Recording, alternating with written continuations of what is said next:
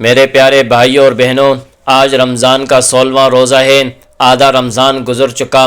سوچئے پہلے 15 دن کیسے گزارے، ہم نے کتنی عبادات کی، کتنا قرآن پڑھا، کتنا صدقہ کیا۔ ابھی بھی وقت ہے، 15 دن باقی ہیں۔ رحمت کے دن گئے، اب مغفرت کے دن ہیں۔